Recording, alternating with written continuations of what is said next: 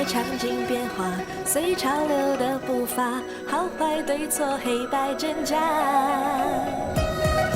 都市进步繁华，古老和新颖转化，价值多少，如何评价？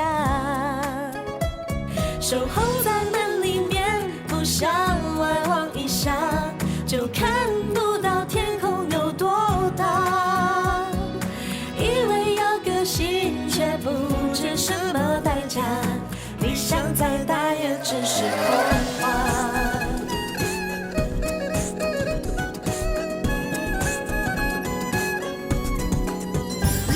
在美丽新世界，我们一起计划，在未来展望最色彩奔跑。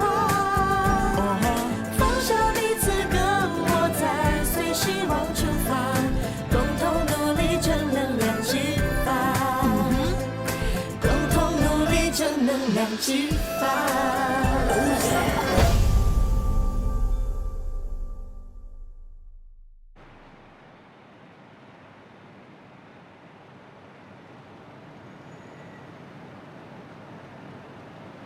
办完事我们去吃日本餐，你最喜欢的那一间。不过我想吃中餐。我无所谓，你做主。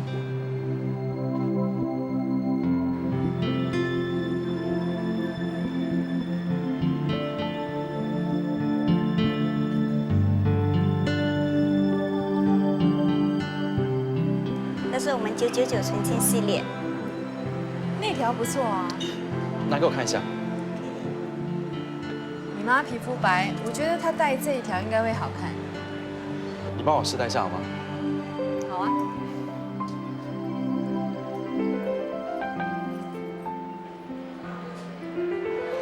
好看吗？很漂亮，就拿这一条吧。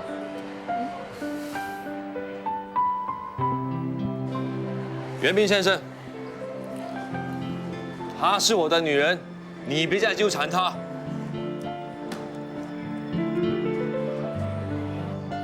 为什么说我是你的女人，又把我拉走？那个袁斌不怀好意，你为何执迷不悟呢？我们只不过去买条项链，有什么不妥呢？无端端为什么送你项链呢？难道他要送你定情物？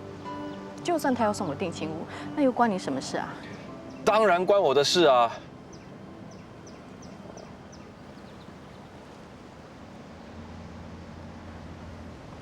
戒指呢？我答应过你的事，我一定做到。那我没欠你了。什么意思啊？你知道的就不要问了。我不明白啊，我是要明说的。我什么？没什么了。没什么，那我先走了。哎，哎，男女授受不亲，不是吗？放手啊！为什么不可以啊？你是我的女人啊！我是你的女人，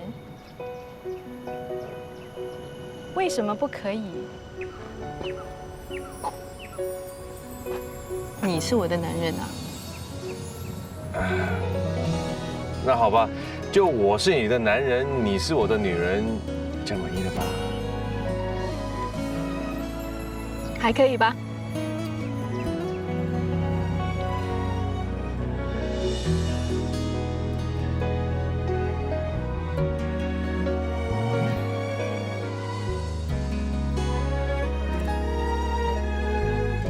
自从思妮接管账目以后，账目真的很清楚，而且帮洗剂省了一大笔。这个月的开支比上个月少了15%。哇！所以我老婆啊，不止人很漂亮，还会做生意啊，要不然我也不会娶她回来了。我很少佩服女人的，你这次的表现真的值得赞赏。我是连家的一份子，是我该做的。以后我会更加努力，回报大家对我的肯定。好，来大家吃水果。谢谢，谢谢，谢谢。虽然开支省了一大笔，可是不要忘了，上次促销活动我们也花了很多钱了，再加上现在面对西式蛋糕和其他同业的竞争，生意真的很难做的。我跟美人谈妥了合作细节，加速推出中西合并喜饼礼盒，希望吸引更多要结婚的年轻顾客。文鼎哥，你真有本事，能说服佘小姐跟喜记合作。这是互惠互利，他没有理由拒绝的。那以后中西喜饼礼盒的事情就交给你跟美人接洽啊。没问题。大哥，我有一个想法，其实我们可以找旅行社合作，叫他们带游客到我们的店里来买饼，只要他们觉得我们的饼好吃啊，就会一传十，十传百，把我们的知名度推广到海外去了。哎，这个方法好哎，只要有旅行社愿意跟我们合作，给我们喜记带来的额外收入可是很可观的哦。确实是可以为喜记带来生意的好计划。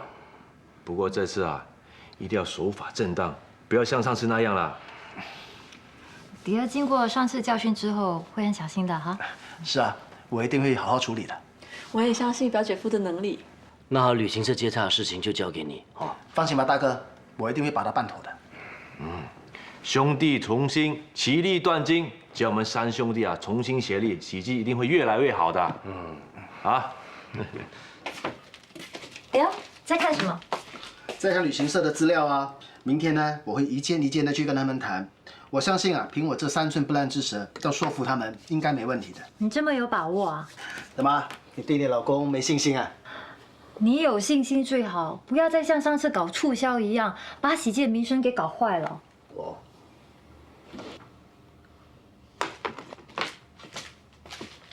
怎么了？生气啊？我还不是为了我们一家3口打算。自从文鼎来了之后，大哥对他比对你更重视。我本来以为只要撮合大哥和温柔在一起的话，大哥就会站在我们这一边。谁知道他们这么快就分手了。大家都是兄弟，分什么你那边我这边的？兄弟又怎么样？利益当头，一定要算得清清楚楚。他现在拼命的在大哥面前表现，还推出什么中西合并的喜饼礼盒，还不是为了抢功劳？如果成功的话，你在喜记立足的地方都没有了。怎么可能？我怎么说也是喜记的2老板呢。你呀，就是太安逸了，一点危机意识都没有。等喜记给人吞了，你后悔都来不及了。你一定要努力，做出好成绩，让大家对你刮目相看，知道吗？哎呦，好了好了，我知道了，我有分寸的。祖先保佑，祖先保佑。陈经理你好，我们喜记呢是80年的老字号了，我们的饼都是手工制作的，保证皮脆，馅料足。还有你看，单单这饼皮就有7层了，这很考师傅的功力的。还有我们的馅料，我对你们做饼的过程没什么兴趣。没关系，这饼好不好吃才是重点嘛。哎，陈经理，你试试看，看我们的饼是不是特别好吃？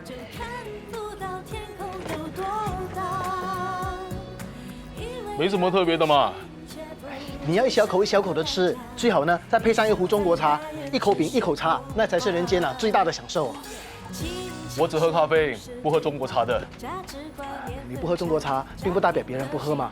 你们旅行社是以中国团为主的，他们最懂得喝中国茶了。只要我们合作，你把旅客带到我们饼店来买饼，我们就给你们旅行社5%的佣金，如何？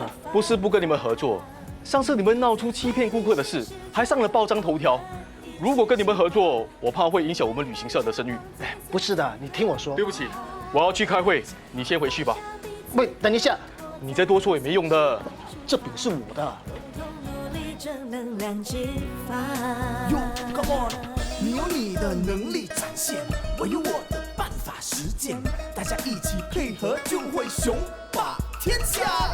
你把你的刻板改变，我把我的虚浮靠边，大家一起创立一个幸福家园。守候在门里面，不想来望一下，就看不到天空有多大。这个是我吃过最好吃的传统豆沙饼。真的？那刚刚我们谈的合作，我可以安排我们的旅行团到你的饼店去买饼。谢谢你周老板。只是你给的佣金太少了5%很多啦。我们做的是小生意，没有什么盈利的。这样吧，大家爽快一点，你给10%，我们就合作。10%太多了，这样就没办法了。好了，10%就10%，合作愉快。这几天你除了作品之外，常常躲在家里，你应该出去认识一些朋友。如果你要跟我说传宗接代的事情，那就免了。就算不是说传宗接代的事，人的最终还是需要一个伴。难道你想孤独终老吗？单身很好啊，现在满街的。小璇，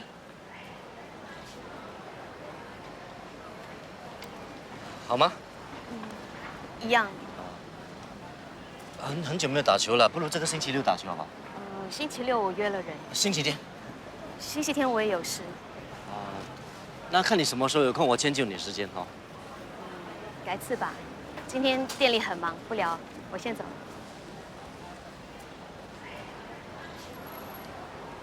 明眼人都看得出，你心里面还放不下小璇。她在我心目中的地位很重要的，不是说要放就放。经过这段日子的相处，我发现小璇确实是个很好的女孩子。如果你真的喜欢她，就大胆向她表白。奇怪，你不是一直都很反对我们在一起的吗？我想过了，其实门当户对是其次，最主要是两个人相爱。他不会喜欢我这种类型的。为什么会不喜欢？他喜欢外形阳刚，富有男子气概，做事情果断，有泪不轻弹，这些在我身上都找不到。我告诉你，如果你真心爱小璇，你会不惜付出代价，为她改变，积极赢取她的心。讲得容易，怎么做？双喜主义多，找她帮忙，有我们两兄弟一起帮你，一定能帮到的。一个男人要有男子气概，最重要是要有自信，而自信最直接的表现在于一个人走路姿态。你走几步路来看一下。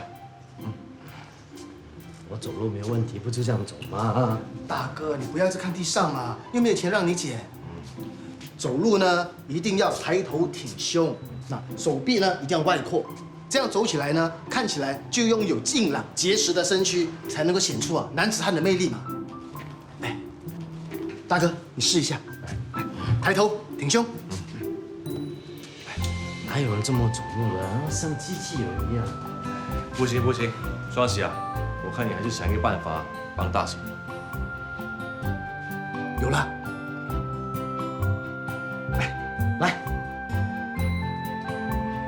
不错啊，来，记得要抬头挺胸。男子汉大丈夫走路的时候要表现出自信的样子，谈吐之间也要让人家觉得你很有自信。还有跟女孩子讲话的时候呢，要敢敢看着对方的眼睛，把该讲的话呢说出来。试试看吧，去跟那个女孩子电话号码。要对自己有信心，敢去。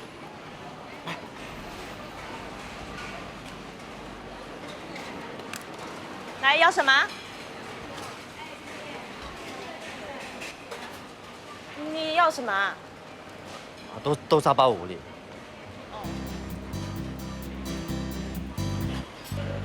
哎，大哥，怎么样？有没有拿到电话号码？没有。那现在怎么办了？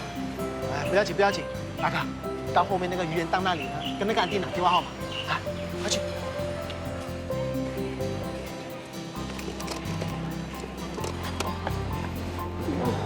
老板，吃点什么？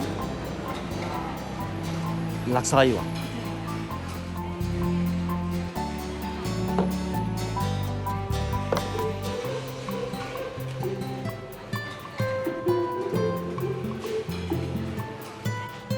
男子汉大丈夫，流血不流泪，有泪也不轻弹，就算天塌下来，也要当被盖。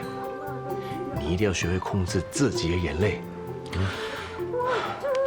不是要打你，我自己都不能控制自己。不能哭，不能哭，不能哭。你就不能忍一下吗？剧情真的是很感人的吗？我看了，不要给大哥看那么凄惨的连续剧。不要 stop， 我还要看。哎呀，一步一步来，先从一般的剧情看起嘛。啊，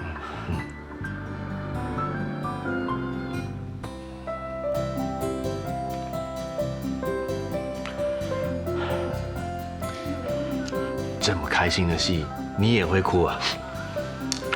剧情真的很感人吗？有情人终成眷属。哎呀，我看你们还是放弃吧，我改变不了的。哎，对，大哥，大哥。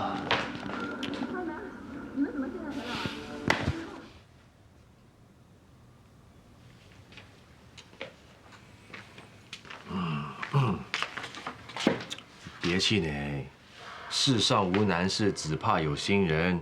我和双喜讨论过了，想到一个可以让你变得更有男子气概的办法。不用浪费时间了，就好像做饼一样，不可能利用做豆沙饼的材料拿来做法式蛋糕。同样的，我永远都不是小学心目中理想的对象。难道你就这样放弃吗？想念他的时候，就看看窗外的天空，无论距离有多远，我们总是在同一片天空下，我这样就满足了。为什么非要做法式蛋糕呢？豆沙饼也是一样美味啊，也同样的可以填饱肚子。只是法式蛋糕外观比较美，但是啊，豆沙饼胜在馅料，熟在价廉物美。你到底想说什么？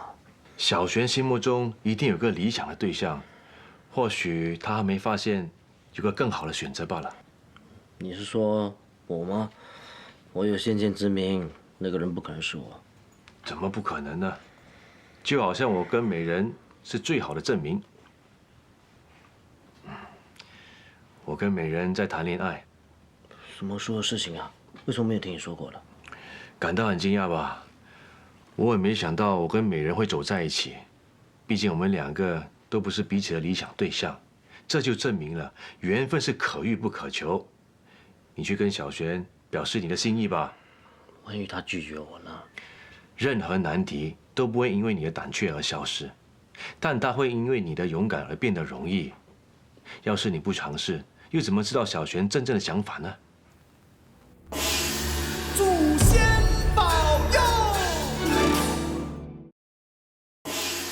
祖先保佑。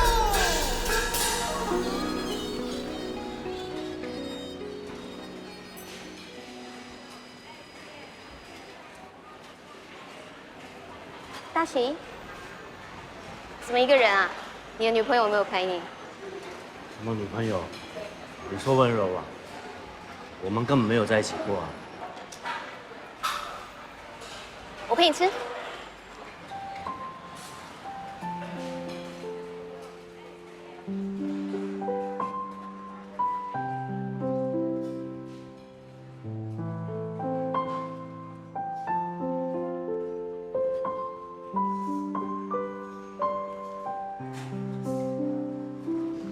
谢谢你陪我吃豆花。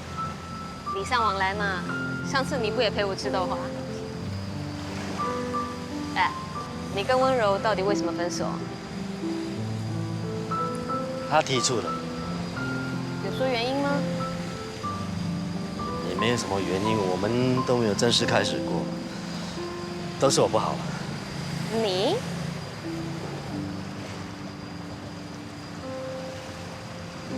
其实我心里还有另外一个女人。是谁啊？我认识吗？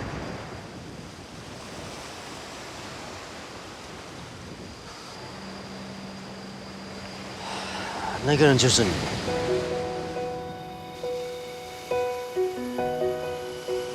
哎呀，我知道，我不是你喜欢的那类型，我一点男子气概都没有，动不动就想哭三个哭八。可是我喜欢你，我一直都，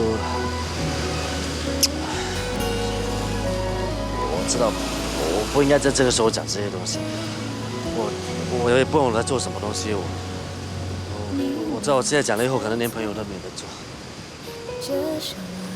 很尴尬。我看我先走。谁说我不喜欢你？我喜欢你。请你看着我，眼神不要你真的喜欢我？你会找回收起的线索。你有骗我？我想说，听我说，却说不出口。你想说，却没说，是谁在退缩？任由泪水把笑容淹没。安慰过，我们都沉默。如果说这个梦从今没有以后，谁不寂寞？来啦！哇，笑得这么甜，少女怀春似的。谈恋爱啊，谈恋爱啊！你又知道，你又知道。你迫不及待的在网上分享你的定情信物，还说什么爱情是快乐的泉源？我能够猜不到吗？哈，我瞎的。你知道吗？原来大喜一直都喜欢我，是我没有注意到而已。我生日的时候他就买了这条手链给我，本来要跟我表白的，结果他以为文鼎喜欢我，所以才变成这是他帮文鼎送给我的。原来你的真命天子啊，一直都在你身后，就只差你一个回头。我一直都以为我要的是个王子，原来我要的是一个把我当成公主的男人。唉，看来大喜有难了。原来你要的只是一个爱情的奴隶，任你使唤。有难的是他弟弟连文鼎吧？交了你这个女权至上的女朋友，他怎么忍受啊？哎，现在是他忍我呢，还是我忍他？不能够是我忍他吗？你忍他，那就是你爱他多一点喽。我们今天不是来做 facial 的吗？哈，还在这里做什么？进去吧。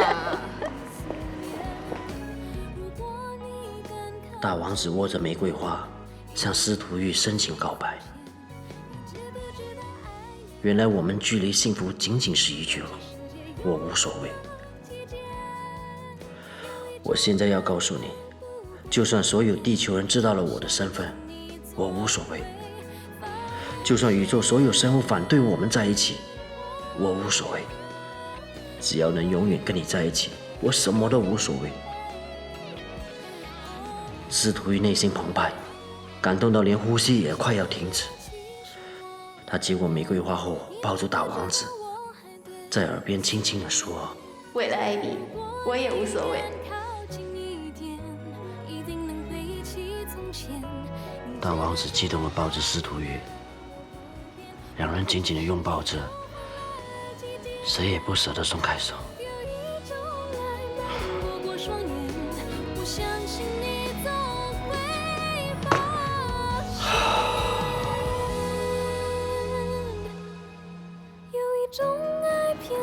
哎，阿柔啊，这边摆一些，好，还有那边啊，那边也摆一些哦。来，冰好了吗？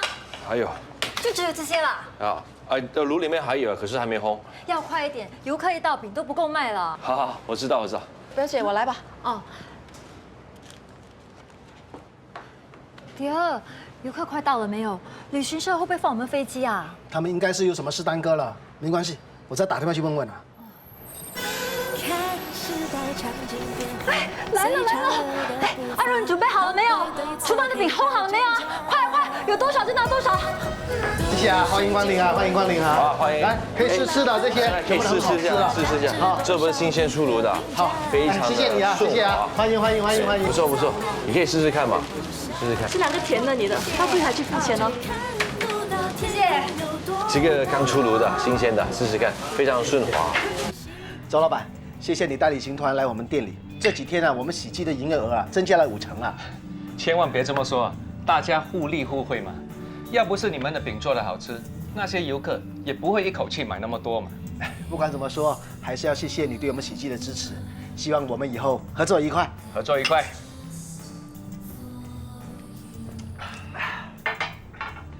哦，对了，你们喜记有没有做满月饼啊？有啊，你想订啊？是啊，我的孩子下个星期就满月了。哦，好，那没问题，我给你28%的折扣。你要几盒啊？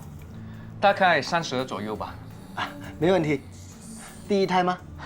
不是，第4个了。哇，现在新加坡人很少生4个了。你和你太太一定很喜欢小孩子吧？这一胎啊是个意外。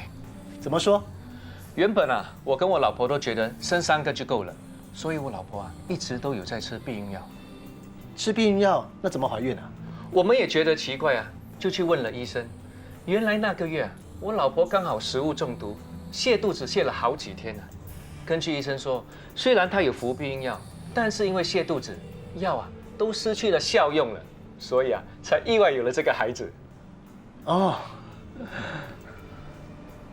原来是这样。迪儿，刚才你去见周老板，他怎么说？周老板非常满意我们这次的合作，还说会带更多的旅行团来呢。真的？只要这样继续下去，我们喜记生意只会越来越好。到时大哥和你那个弟弟就会知道你的重要性了。不过要给旅行社抽用10%，我们赚的盈利就少了很多。薄利多销嘛。接下来呢，游客会越来越多的，到时候我们的盈利就会节节上升了。怎么说？你想想看，旅客呢到我们的店里来买饼，带回去给他们的亲戚朋友吃，这就等于在帮我们喜记做宣传嘛。只要我们口碑好呢，我相信过了一段时间，喜记的饼将会成为游客到本地必买的手信之一。如果真是这样，那我们就可以考虑开分店啦。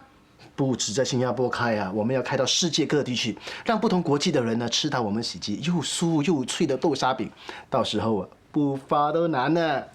还没睡觉你就开始做梦了，先把事情做好再说，不要再像上次那样啊。好啦，我一定会加油的，我一定会做到让你满意的。哎，等一下。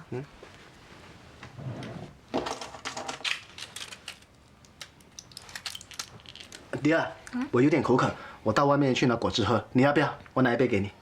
好啊。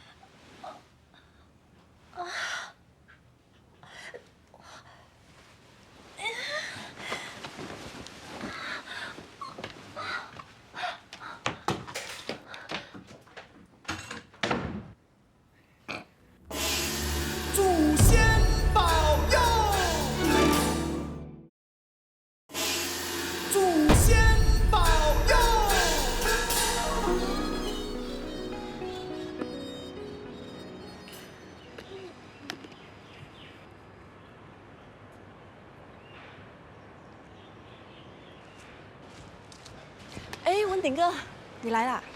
有什么事不能在店里说？为何约我来这里？我做了一道甜点给你尝尝。这不是锅烧藕吗？你也知道这道甜品？我以前吃过。那你知道这道甜品背后的意思吗？我不知道。其实它的名字背后有一个典故的。是吗？其实这些典故是以讹传讹，并非属实。最主要是食物好吃。难道你不想知道？我没兴趣。对不起，今天有好几个旅行团到我们店里，我得赶回去做饼。没什么事，我先走了。哎，你拿回去，等有空的时候再吃吧。好，谢谢。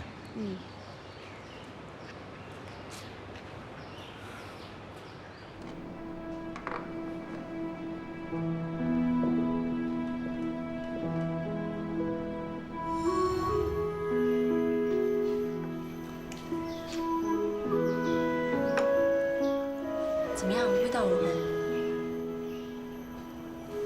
没想到你的厨艺是如此精湛。那你知道哥烧玉名称的由来吗？我知道啊，就是做丈夫的做给妻子吃的芋头甜品。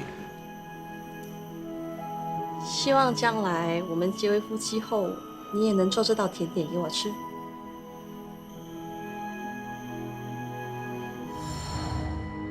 怎么会如此巧合？温柔竟然跟秀兰一样，都做锅烧藕给我吃。可他们明明是两个不同的人。要是温柔对我有意，而我又跟美人在一起，那不是历史重演了吗？不会这么巧的，会不会是我庸人自扰了？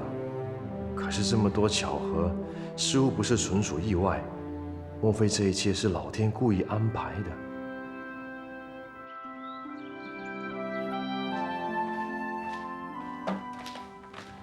哎，文鼎哥，今天休息你要去哪里啊？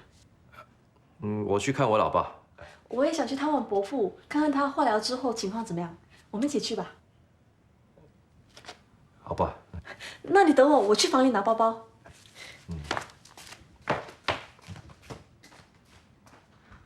文鼎哥，我们不是要去搭巴士吗？我们不搭巴士。哦。美人。温柔要跟我们去看阿爸。好啊，走吧。走吧。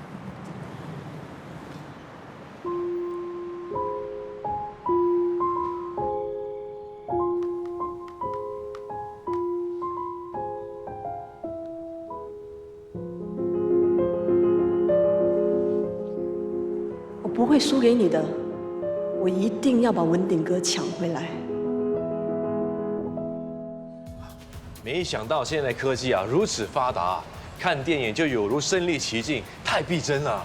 你没看过3D 的电影啊？什么是3D 电影啊？你是指那3个地方吗？不是3D，是3D。刚才你戴的那副眼镜呢，是让你看电影的时候有那种立体的视觉效果，懂吗？哦，原来如此啊！我记得我看的最后一部电影是《小城之春》。小城之春是什么电影啊？怎么没听过？你喜欢看科幻片，怎么会看那类电影呢？你不喜欢看科幻片的？我不喜欢，太过脱离现实了，天马行空，我无法接受。你以后别叫我看这些电影啊！有时现实生活中比电影更要匪夷所思，只是你没碰过而已啊。谁说我没碰过？就像我们2个天南地北的人都能走在一起，不就让人匪夷所思吗？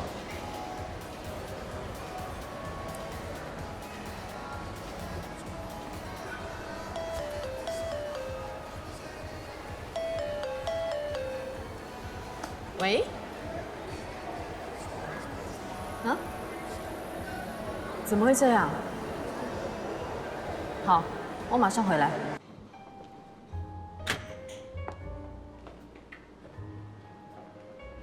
Hello， 我是这里的负责人泽美人。我是 Lakela 总公司的代表 Pierre Kwan， 他是我的助理 Jay。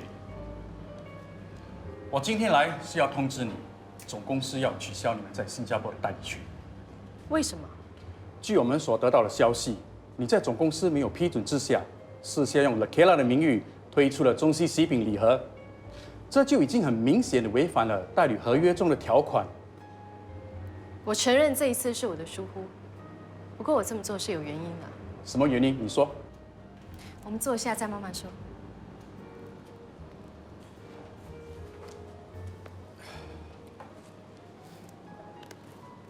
这位先生是？我是喜记的老板连文鼎。我们 Lakela 的宗旨不只是卖蛋糕，主要是让顾客吃得开心满意，对不对？没错。我们当初推出中西礼饼盒的时候，也抱着同样的心态，一切以满足顾客的需求为出发点。事实证明，我们推出的中西礼饼盒非常受到年轻夫妻的喜爱。这不但没有影响了 Lakela 的生意，反而带进了一些年长者到店里面消费。我觉得这对了 Lakela 来说，绝对是个 win-win situation。对，说得太好了。佘小姐，我从不质疑你做生意的能力。不过，你一旦把中式的元素融入了 Lakela 的蛋糕，这就已经淡化了我们 Lakela 的品牌，就不再是原汁原味了。你需了解 ，Lakela 代表的是一种法国的情怀，一种法国的精神。这一点 ，Lakela 的创办人是绝对坚持的，也绝对不会妥协的。所以当初在拟定合约的时候，才会立下这项条款。你明白吗？皮亚，我明白你的意思，但是现在时代不一样了，为什么你的想法还是如此墨守成规？我以前的想法也跟你一样，我以为喜记有80年的历史，就不用改变。后来我觉悟了，要保留传统，就要更懂得改变。你当然可以有你的观点，但是你违反了条约是事实，我们有权收回你的代理权。难道就不能再给我一次机会吗？对不起，佘小姐，你必须在3天之内停止营业，否则的话，总公司会把你控上法庭。这一封是取消你代理权的通知书。我先走了。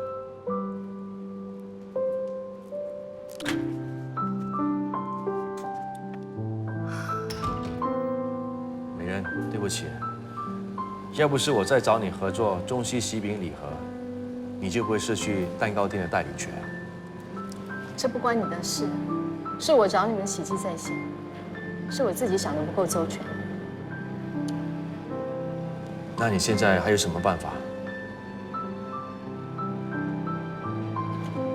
你不用担心我沈美人是个不倒翁，我一定会想办法让总公司让我拿回代理权。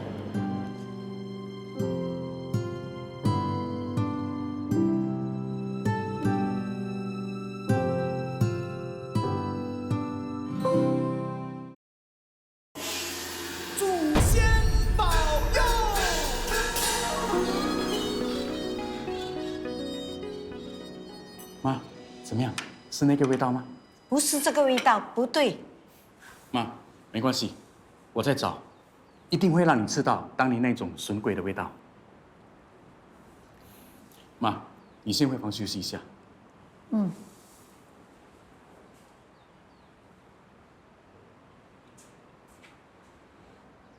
你又来干什么？我知道这样做很冒昧，可是我是真心诚意想要代理了 Kayla 的。我承认这次是我疏忽，我为这件事情道歉。你甚至要我赔偿也可以，我保证不会让类似的情况再发生。为了表示我诚意，我已经拟定了新的代理计划书，你看看，我提高了代理金，也拨出了一笔很高的宣传费，请你给我一次机会吧。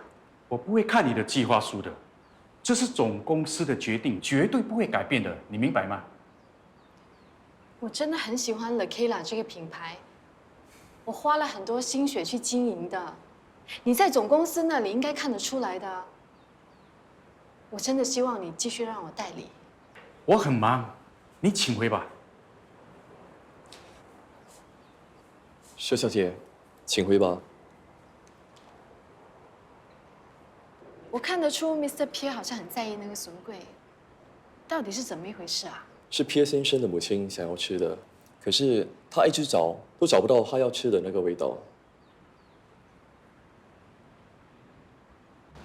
据 Pierre 的助理 J 说，老太太小时候家里很贫穷，她妈妈只有在过年过节或她生日的时候才买笋桂给她吃。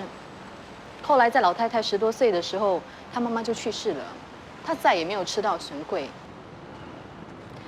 现在老太太的年纪大了，又有病，所以她最后的心愿就是吃到当年那个笋桂。所以这个皮痒想尽办法找出那种笋桂给他母亲吃。这个人没想到外表如此洋化，却如此有孝心啊！我在想，如果我们可以帮老太太找到她当年记忆中的那个笋桂，这样的话，皮耶就会卖我们一个人情，或许他就会愿意看我的计划书，我就有机会保住了 Kayla 的代理权。这计划也许可行，不妨一试。那你知道皮痒的母亲大概有几岁了？大概有70、80岁吧。我相信他要找的应该就是40、50年代在牛车水一带沿街叫卖的那个笋桂。那你知道卖笋桂的小贩叫什么名字吗？ J 说好像是一个叫阿珍嫂的中年妇女。阿珍嫂，小花，哎，小头家，林姑娘早。哎，小花还不叫人呐？小头家，小梅姐姐，乖。小花好像又长高了。哎，小头家，今天你要买几个笋桂啊？给我打包10个，2个在这里吃的。哦，好，你稍等啊。啊。阿珍嫂啊，小花真的是你的得力助手啊！以后你把生意交给她，你就可以享清福了。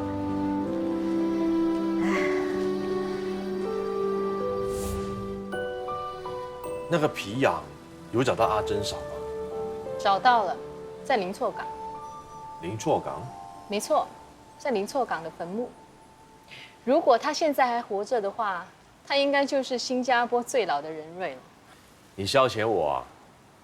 皮耶虽然没有找到阿珍嫂，可是他却找到阿珍嫂的儿子李振龙。可惜啊。为什么可惜？他不会做神柜吗？他会，而且他做的神柜是从阿珍嫂那里学来的，只是不知道为什么，他做的神柜始终不合老太太的口味，也不知道哪里出了问题。为什么这个皮痒啊要找阿珍嫂的儿子，却不找阿珍嫂的养女小花呢？你怎么知道阿珍嫂有个养女，还知道她叫小花？我是听我阿爸说的，我阿爸就住在那一带，认识阿珍嫂不出奇啊。可是那时大概是40、50年代，就算你阿爸出事了，应该也还很小吧？他一定是听我爷爷说的，然后再转述给我们。我听我阿爸说啊，以前阿珍嫂沿街叫卖的时候，都会带着养女小花。我相信他一定得到阿珍嫂的真传。这么说，这个小花就有可能会做出老太太怀念的味道。没错。那我们一定要在下个礼拜2之前找到这个小花。为什么？因为下个礼拜2皮耶就回去法国了。那就事不宜迟，我们马上行动。来，这间。这里。请问有人在吗？有人在吗？你们找谁呀？请问你是不是那个以前在牛车水卖笋桂的阿珍嫂的养女小花啊？是啊，不过现在大家都叫我花婆婆喽。真的是言不留人。哦，你说什么？啊，没什么。花婆婆，请问你会不会做阿珍嫂的笋桂啊？哦，当然会了，我是我妈的传人呢。那你可不可以帮我们做笋桂啊？不行。花婆婆啊，为什么你不能够帮我们做笋桂啊？是我不要帮，是我做不了。为什么做不了？2年前因为中风，现在我的右手没力了，怎么做？那没有其他人可以做了吗？我弟弟阿龙咯，他是我养母的亲生儿子，不过他做的没我好，没我正宗。他这个人呐，从小就很懒散，学东西都是学一半一半的。我们就是从你弟媳妇那里知道你的下落的。那你有没有教过其他人做阿珍嫂笋桂？现在的人都怕辛苦，谁肯学？我看现在除了我之外，应该没人会做了。花婆婆，不如你教我吧。你会做笋桂？我不会做笋桂，但是我会做饼啊。那怎么一样啊？有什么不一样？都是潮州传统美食，都是用双手做出来的。可是现在我们只有3天的时间，3天后皮耶就要回去法国了，来得及吗？天下无难事，只怕有心人。最重要的是花婆婆可以教我。只要你肯学，我就教。花婆婆啊，我们现在就去买食材啊。好，等一下。从刚才我就想问你们一个问题。什么问题啊？我跟你们以前有没有见过面呐？没有啊。哎呀，真是不可能的！我都7老80了，你们不可能一点都没变啊！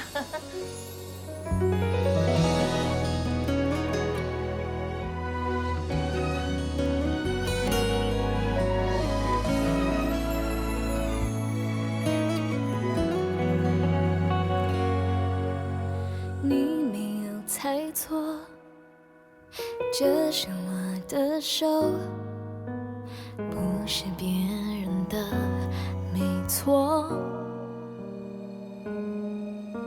请你看着我，眼神不要闪躲，你会找回熟悉的线索。我想说，听我说，却说不出口；你想说，却没说，是谁在推缩人？